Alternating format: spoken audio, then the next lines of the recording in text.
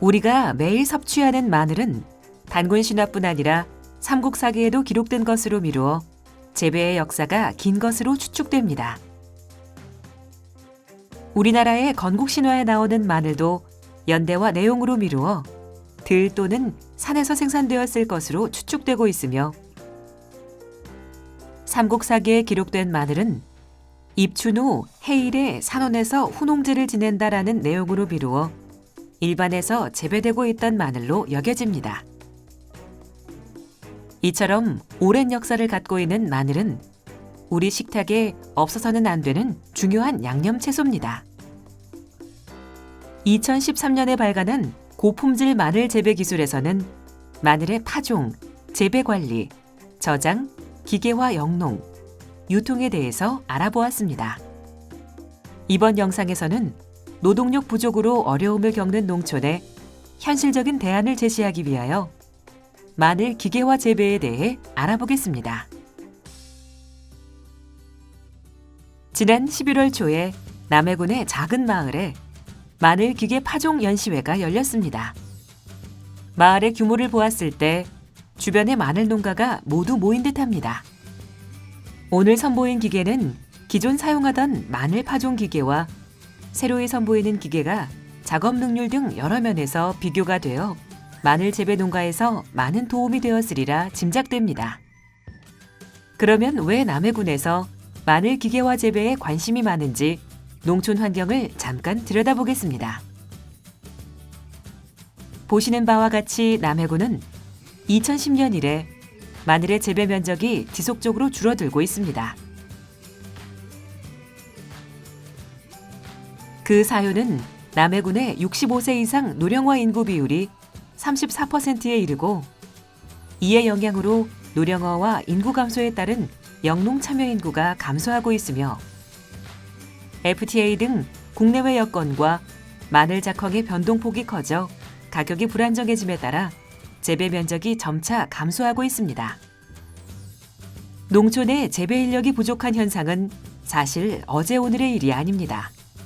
그러면 우리 농촌의 농기계 보급이 부진한 이유를 살펴보면, 첫째, 농업인들이 기계화에 대한 부정적인 인식의 고착화로 파급률이 낮으며, 둘째, 기계 파종 시 노동력 절감의 이득보다는 생산량 감소, 발화율 감소에 따른 손해가 크다는 인식이 고착화되어 있고, 셋째, 지금까지 보급된 마늘 기계 중 벼농사 기계처럼 완전 자동화된 기계가 없고, 넷째, 농가별 재배 규모 영세성에 따른 기계화 채산성에 대한 필요성 인식이 부족하고, 다섯째, 노령화에 따른 농기계 구입, 새로운 재배 기술 수렴에 소극적인 것 등이 마늘 재배 기계화의 파급 부진의 사유라고 파악하고 있습니다.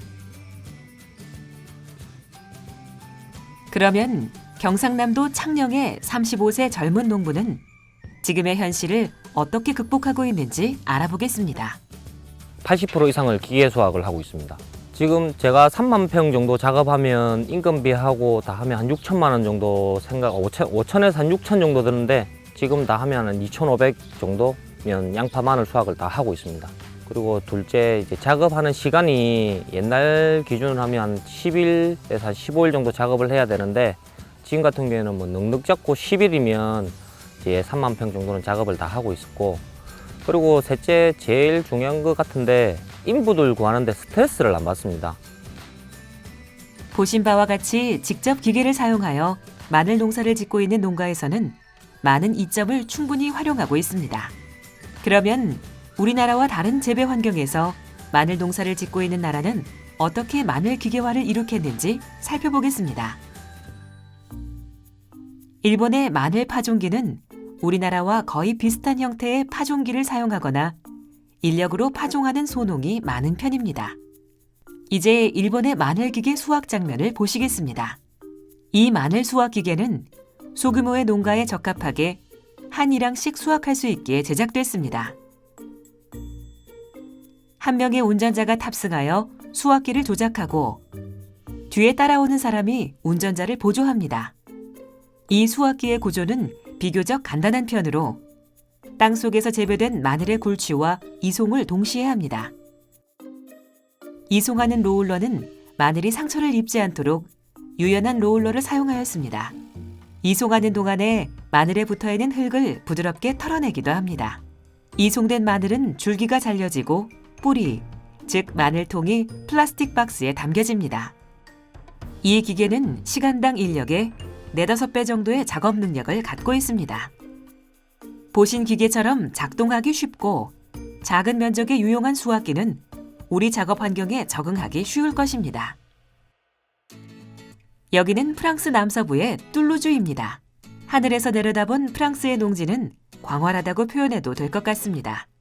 프랑스도 우리나라와 비슷하게 농업 부분에서 많은 신경을 쓰고 있습니다만 어쩔 수 없는 여러 가지 이유 때문에 프랑스의 마늘도 위기를 맞고 있다고 합니다. 프랑스 현지에서 방영된 뉴스를 보면 프랑스 마늘의 현 주소를 볼 수 있습니다. 중국과의 경쟁에서 자신들의 제품을 지키기 위해 라우텍의 핑크 마늘 생산자들은 붉은 라벨을 만들어 달았습니다. 로렌스와 알렉산드로 기자의 현장 취재입니다. 라우텍은 중세의 매력적인 도시로서의 아름다움을 간직하고 있습니다. 뿐만 아니라 중세 시대부터 귀중한 보물을 재배하고 있습니다. 핑크 마늘은 160명의 생산자를 살리는 생명과 같죠.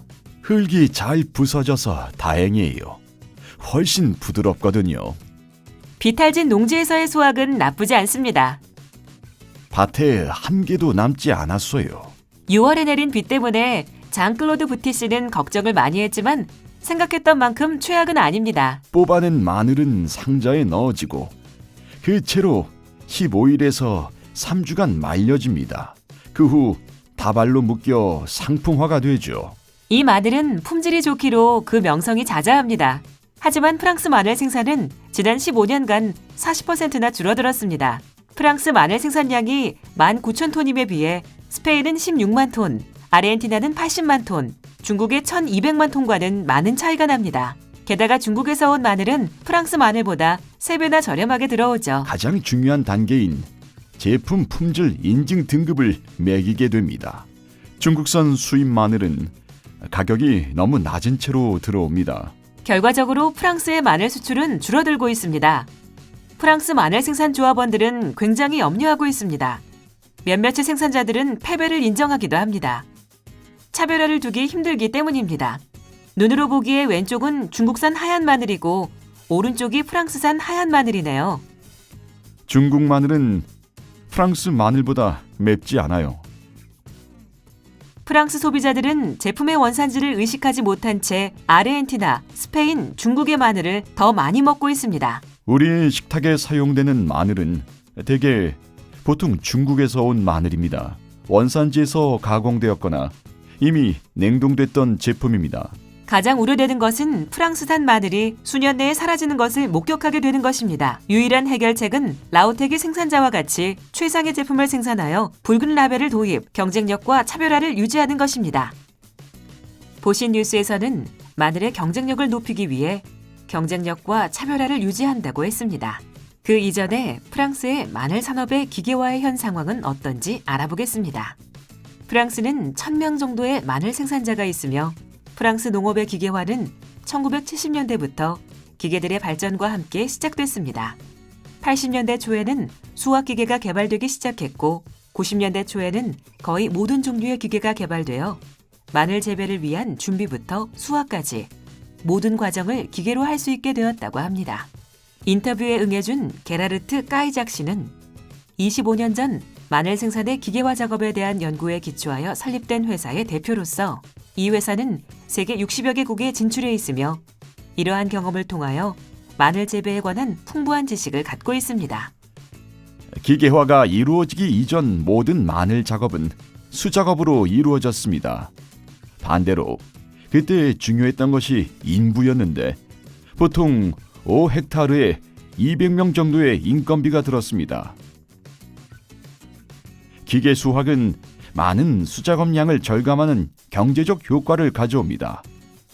한 컨테이너를 수확하기 위해서 사용하는 인력 수확은 약 12시간 정도가 소요되는데 기계로 수확하면 3시간이면 충분합니다. 물론 파종부터 수확에 이르기까지의 전 과정을 기계화한다면 여러 가지 고려할 점이 있습니다. 첫 번째는 파종 시부터 수확하는 기계를 고려하여 파종해야 한다는 것입니다. 그 기계의 성능을 고려하여 줄간, 골간 간격을 유지하여야 하며, 두 번째로 기계로 재배할 경우에는 수확량이 다소 줄어든다는 것입니다. 지금 보시는 영상은 2014년에 촬영된 마늘 파종기 테스트 영상입니다. 프랑스의 마늘은 오직 농업인과 농업과 관련된 기계를 생산하는 업체들이 협력하여 재배 환경에 맞는 기계를 만들어 공급합니다. 아무것도 보이지 않는 밭에 파종기를 부착한 트랙터가 있습니다. 트랙터에 부착된 기계는 4줄 파종기계입니다. 기계회사의 엔지니어와 농부가 기계 파종에 대해 이야기합니다. 파종 결과가 그리 나쁘지 않은 것 같습니다. 시운전을 마치고 곧바로 파종에 들어갑니다. 여기 또 다른 형태의 기계가 있습니다. 역시 파종 시운전 겸 파종을 병행하고 있습니다. 지금 보시는 기계는 언덕이나 구릉지를 막론하고 마늘 파종을 합니다. 파종 줄수는 좀 전의 기계와 다르게 3줄 파종을 합니다. 선회 반경도 작아서 우리나라와 같이 경지 면적이 작은 곳에서도 유용하게 사용할 수 있을 것 같습니다. 지난 가을, 우리는 이사 까이작 대표의 안내로 프랑스 마늘 수확 현장을 직접 볼 기회를 가졌습니다. 트랙터에 부착된 운반 기계로 마늘이 올려지고 있습니다. 그런데 의외로 작업하는 사람들은 별로 보이지 않습니다. 이유는 바로 이 기계 때문입니다. 트랙터 운전하는 사람들을 포함하여 모두 6명 정도가 마늘 수확을 하고 있습니다. 이 기계는 땅에서 자란 마늘을 굴취, 줄기 제거, 톤백에 담는 것까지 모두 동시에 처리합니다. 잘려진 줄기는 바닥에 버려져 나중에 회수합니다. 또 다른 형태의 마늘 수확기입니다. 이 수확기는 마늘의 줄기까지 수확을 합니다. 땅에서 캐낸 마늘의 흙을 털어내고 윗부분을 묶어 노지에서 말리는 과정을 거쳐 농가로 들어갑니다. 이렇게 수확된 마늘은 수확된 형태에 따라서 별도의 저장 과정을 갖습니다. 줄기가 잘려진 마늘은 간의 선별기를 이용하여 흙을 털어내고 잡초를 제거하여 상자에 담깁니다. 상자에 담긴 마늘은 개인 창고에 설치된 보관 장소에서 건조 보관의 과정을 갖습니다. 건조 보관은 상자 바닥에 통풍구를 만들어 자연 건조시키는 방법을 주로 사용합니다. 줄기째 수확한 마늘도 역시 상자에 담겨 자연 건조를 시킵니다. 저장하는 방법은 자연 건조를 선택하고 있는데 이는 이 지역의 날씨가 무덥기 때문입니다. 건조 보관 용구의 특이점은 모든 상자에 자신이 속한 조합과 생산자의 이름이 붙여진 상자를 사용하여 자신이 재배한 마늘에 대해 자부심을 보여야 한다는 것이었습니다. 그러면 저장 건조를 마친 마늘이 어떻게 소비자에게 전달되는지 알아보겠습니다. 프랑스도 역시 대량 유통은 전문 유통상가에서 유통이 되지만 소량 유통은 대형마트와 일주일에 한 번 열리는 노천시장에서 유통이 됩니다. 파리 시내의 남쪽에선 노천시장입니다. 여러 가지 볼거리, 먹거리가 있지만 여러 가지 채소와 야채도 쉽게 만날 수 있습니다. 여기에서도 마늘을 쉽게 찾을 수 있습니다. 포장 단위도 다양하여 마늘 2통부터 작은 상자까지 여러 단위로 판매하고 있으며 좀 전에 보신 줄기 달린 마늘도 판매하고 있습니다. 여기는 좀 더 큰 규모의 도매시장입니다. 이 시장은 유럽 최대의 농축산물 유통시장답게 다양한 상품과 최고의 품질이 유통되는 시장으로서 마늘뿐만 아니라 여러 가지 상품들의 유통에 관하여 공부할 수 있는 좋은 기회를 주었습니다. 뉴스 영상에서 보신 대로 세계 각지의 마늘들이 판매되고 있습니다. 흰색 마늘, 자색 마늘, 심지어는 훈제 마늘까지 판매하고 있습니다. 포장도 다양해서 그냥 먹기에는 아까울 정도로 정성이 가득 담긴 마늘들을 쉽게 찾아볼 수 있습니다. 줄기를 정성스럽게 따은 마늘은 실내 장식용으로도 훌륭할 것 같으며 훈제 마늘은 참나무 수치로 훈제하여 마늘 특유의 냄새도 없앨 수 있고 음식에 풍미를 더하여 마늘의 상품화를 다양하게 할 수 있다는 것을 제시하므로 우리 마늘 생산 농가들이 마늘의 고급화에 조금만 신경 쓴다면 다양한 소비자 계층과 판로를 확보할 수 있을 것이라 생각합니다. 우리 농촌은 여러 가지 내외적인 환경으로 많은 어려움에 처해 있습니다. 정부나 농협이 농가의 어려움을 해결하기 위하여 많은 노력을 기울이고 있지만 직접 농사를 짓는 농가의 참여와 노력이 없으면 아무리 좋은 행정도 무용지물입니다. 정부와 농협이 지원하고 농업인의 참여가 전제될 때 우리의 마늘 재배 환경도 좋아질 것입니다.